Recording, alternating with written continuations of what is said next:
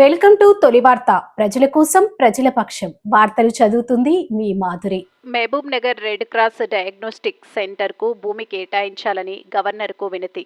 Mahabub Nagar red cross సంస్థ ఆధ్వర్యంలో నిర్వహిస్తున్న డయాగ్నోస్టిక్ సెంటర్కి భూమి కేటాయించి అధునాతన భవన నిర్మాణానికి చేయూత ఇవ్వాలని తెలంగాణ రాష్ట్ర గవర్నర్ శ్రీ జిష్ణదేవ్ వర్మని Mahabubnagar MLA NM Srinivasa Reddy red cross సంస్థ రాష్ట్ర చైర్మన్ కార్యదర్శులతో కలిసి వినతిపత్రం సమర్పించారు. మహబూబ్ నగర్ రెడ్ క్రాస్ సంస్థ ఎలాంటి లాభాపేక్ష లేకుండా ఎన్నో సంవత్సరాలుగా మహబూబ్ నగర్ ప్రజలకు ఆపత్కాలంలో సేవ అందిస్తూ తెలంగాణ రాష్ట్రంలోనే ఎక్కువ రక్తదాన శిబిరాలు నిర్వహించి రక్తాన్ని సేకరించి అవసరమైన వారికి అందజేస్తుందని మహబూబ్ నగర్ పట్టణంలోని రెడ్ క్రాస్ సంస్థ ఆధ్వర్యంలో నిర్వహిస్తున్న డయాగ్నోస్టిక్ సెంటర్ కోసం అధునాతన భవనం అవసరం ఉందని గవర్నర్కి ఎమ్మెల్యే వివరించారు. విద్యానిధి ఉద్దేశాలు, విద్యార్థులకు విద్యానిధి వలన కలిగే ప్రయోజనాల గురించి ఆయన ఎమ్మెల్యేతో చర్చించారు.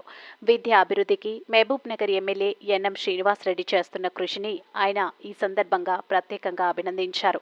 అనంతరం ఎమ్మెల్యే మాట్లాడుతూ మహబూబ్ నగర్ రెడ్ క్రాస్ సంస్థ ఆధ్వర్యంలో నిర్వహిస్తున్న డయాగ్నోస్టిక్ సెంటర్ కోసం అధునాతన భవన నిర్మాణానికి అన్ని విధాల సహకరిస్తామని గవర్నర్ హామీ ఇచ్చారన్నారు.